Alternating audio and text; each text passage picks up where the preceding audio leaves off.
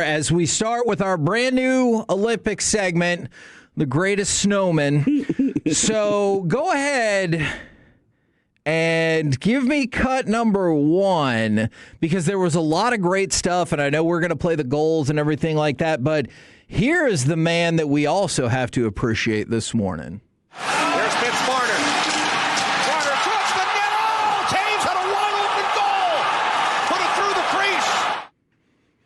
That was Connor Hellebuyck, who, look, man, I know come the playoffs, he's a rival, but he was freaking fantastic yesterday. And really good throughout the tournament. I allowed yesterday the song to be played.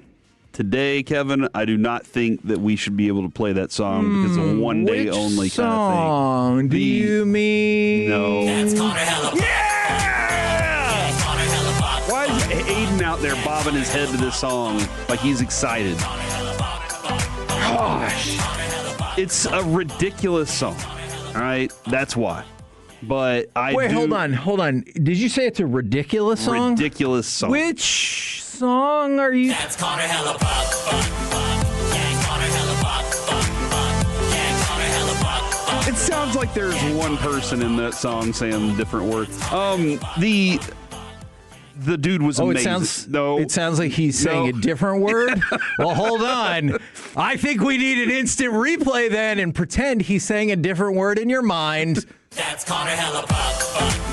Yeah, Connor Hellebuyck. Once you start to mentally hear it, you're like, oh, Hey, once you win the gold medal, go for it, buddy. One of the players, he was looking, he was turned around in the line, and he was talking to somebody either in the stands or on the staff, and he said, "I'm getting effed up tonight." Yes. He was saying Yes, it he over and did. over, and I was like, "Oh yeah," and he deserves that. And then they get to go to the ceremony, the closing ceremony, all hammered like that. Great stuff from the U.S. men's team. And Kevin, I got to give a lot of credit on that goal. I know Jack Hughes is like the golden boy. He scored the goal. He's got half his teeth are missing in the front from the slash that he took to the jaw. That makes it all the more impressive too, right? Yes, of course. Yeah, I mean, he looks hockey. He looks like gritty hockey and American brand of hockey, and we'll get to that in just a moment too. But I know he was sitting there, and he was very sad because he thought he gave up the moment when they were on the power play, and then he did the same thing. And now Canada's on the power play, and he's like, crap, I could have screwed everything up. Right. Then he gets redemption in this moment, too. But we got to give Zach Werenski his credit. Zach Werenski was the dude. So Connor McDavid decides, I'm going to be a hero. I'm going to take on 3 American players at one time, and obviously it's going to go in because I'm Connor McFreakin-David. And he gets stuck, not able to get back and defend a 3-on-3 situation, and the puck goes to McKinnon. Werenski stands him up, just stands him straight up, steals the puck, delivers it to Hughes perfectly, and Hughes buries it. An amazing moment. Give Werenski his credit too for being able to do that in that moment as well, man. That was awesome. Awesome game. Just a blast of a game. And America built this team specifically around Connor Hellebuyck because they knew their strength. No. I didn't even do anything. Dude, you don't want me to leave in the first segment? No. Oh! He's like, get out of here, dude. They built it around Hellebuyck. And they said, we're going to be able to defend with the best of them. No matter what, we're going to be able to stop pucks. And it was a good game. I hope this is not the case. That's it. From the 214, I'm turning off the fan today in protest of this song. See, I think you should fan even harder today. I liked leading into the game.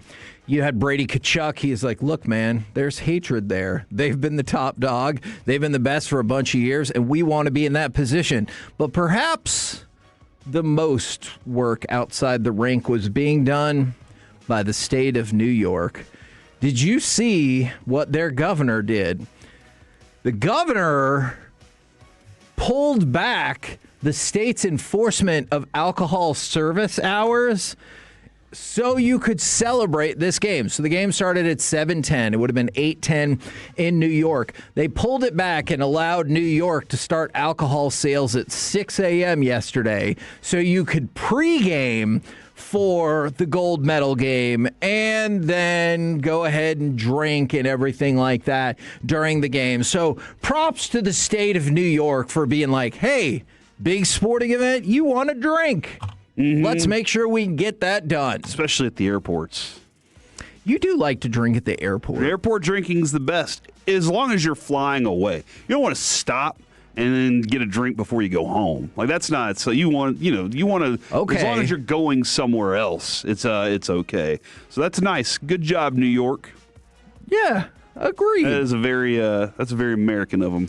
Yes. You want to drink some more? Yeah, exactly. Now, no Sidney Crosby. Kill that liver so that our insurance and our medical system. Oh, man. Can take. Back to you, Kevin. Okay. Whew. All right. So, what I can tell that you really want is you want all of the different vibes for winning the game, sure, right? Let's enjoy it. As you said, Jack Hughes scored the Olympic winner after losing 2 teeth. So, let's go to the Canadian call. Cut number 7. This is how they reacted to losing their sport. Trying to end it here. It gave it in. Stick check by Hellebuyck. Now Werenski shuts it ahead. Almost turned over. Now almost a 3-on-1. Back was McKinnon in front. Shot scores. Jack Hughes has won it for the United States. Now, I would play more. It's actually a really good call. It's a very unbiased, very Canadian of them. Very That's unbiased debatable. Call. What do you mean? You had the same level of excitement for every moment of the game. Definitely did not. He was way more jazzed up when Canada might score. It was the same level of excitement as he had in the very first moment of the game. United States. And then I would play the rest of the audio for you, but he does not speak again for 62 seconds after that goal.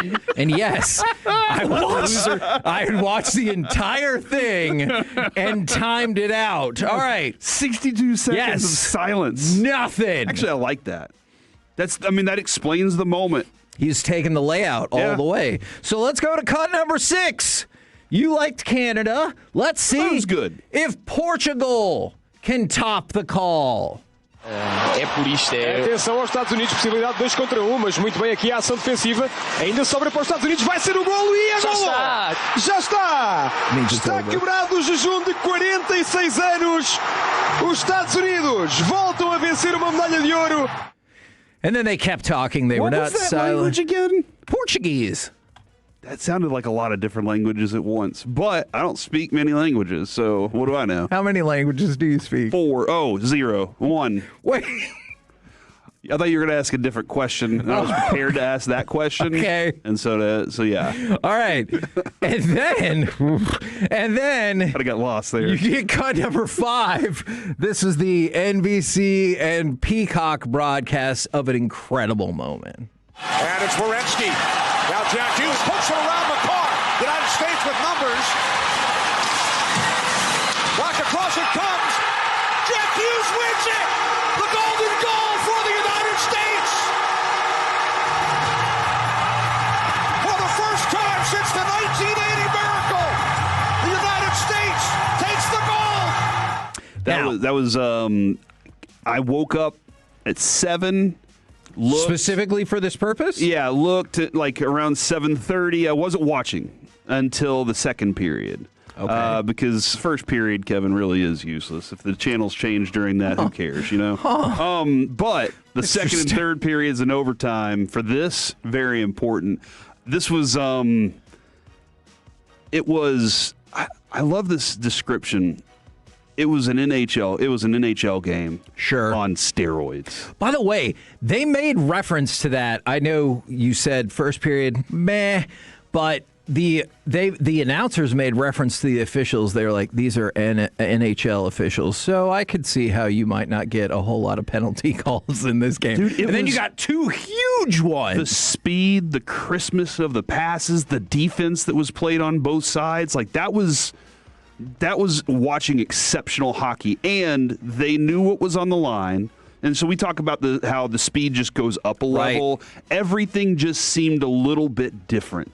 And that's what I liked so much about watching this game was how high level the play was between the two teams. And this is the Brian Ray, our friend, he hops on the show from time to time, Kevin. The strength of the team was always their goaltending and blue line. They had to hang on for dear life at stretches of this game. They did. But they were built to hang on for dear life in stretches of the game. That's why Robo wasn't on this team. Because the style that the Tkachuk boys and the Hughes, the style they play with, was exactly how that fight was intended. Yeah, I think Robo could have hung just fine, but it's going to be hard to argue with the construction of this roster because, yeah, they won gold. It's the first best-on-best competition that they've won since 1996. For the Tkachuks, their dad, Keith Tkachuk, won silver with Team USA in 2002. But let's talk about that penalty kill. The United States went 18 for 18 on the penalty kill, including shutting down that 5-on-3. And this is like, you saw it. After they already had the power play, and then there was another moment, you're like, oh, F. And I thought for sure that 5-on-3 was going to cost us. But again, penalty kill. Connor Hellebuyck was amazing. Somebody just pointed out, Connor McDavid on a 5-on-3. How do you stop him? I don't know, and I saw it. You got Nate McKinnon over in the corner just getting ready to bury. Like that thing, we've seen it too many times. That still picture of how that was not a goal is amazing. Yeah, it was awesome. Now, speaking of amazing. I got chills right now just thinking about it. After the game. After the game, I know, like, it's already an emotional situation, but you could see the emotions amped up even further. They are carrying around Johnny Gaudreau's jersey. I teared up. Yeah, I get it. And then when his kids went into the photo, those are all emotionally affecting. But for me, I missed when they went to his widow. I missed that shot for whatever reason. I saw that, yeah. But I saw when they went to his parents and they're skating around with the Gaudreau jersey, and you could tell how much like that meant to them in that moment. So if you remember, I know this was a couple of years ago, Gaudreau and his younger brother Matthew, they were struck by an SUV while they were riding their bikes, and they were both killed. Gaudreau would have been probably on this Olympic team. He had just been at the World Championships the spring before his death, and then they bring out the kids. The kids pose in, the championship photo, and I totally get how everyone would be in the feels during all of this. Oh, yeah, for sure, man. Like, it got me. It got me immediately. And I really appreciated that much more, considering that it took 2 hours to give all those plushies to the second and first place teams. Was that McKinnon who also wanted to punt that stuffed animal to the moon, which, you know what? I'm glad that they followed up on how stupid that was. We talked about that on Friday, on and off the air. Oh, yeah, here's your medal. Here's an equivalent stuffed animal. Like, who cares? I do. Somebody asked this, and this is an interesting question. Anybody else think it was great that Otter got that rest time? I feel like it would have been harder on him mentally if he came up short during the gold game. Yeah. But now, don't you feel like Connor Hellebuyck feels like he's superhuman and invincible? Like, nothing is going to stop me. True, but on the flip side, don't you think Connor McDavid now knows that he'll be named the best player for a tournament he loses, because he was named the Olympic tournament MVP and they lost? Remember, in 2024, the perennial bridesmaid. Yeah, he won the Conn Smythe Trophy in 2024, and they also lost the Stanley Cup Final. So Connor McDavid just might end up being the greatest player who never won anything of consequence. But, I will say this. It's incredible to see how fast he is. Yeah, dude. Like, when he had his breakaway, you're like, oh, because he's so much faster than everybody. That acceleration, even when he has the puck, is freaking incredible. But guess what? It didn't matter because they lost. And there was one fella. He stopped 41 of 42 shots. That set a new Olympic record for the most saves by a goalie in a men's gold medal match with NHL players. I I don't know if I can totally remember what that goalie's name was. That's Connor Hellebuyck. Yeah, Connor Hellebuyck. Yeah, Connor Hellebuyck. Yeah, Corey! I'll give you today. That's fair. I'll let you guys have today because we didn't get to celebrate it yesterday in the same way. So for one day only, y'all can enjoy that. That is the best possible outcome I could have gotten out of this. Because America won. Hell yeah!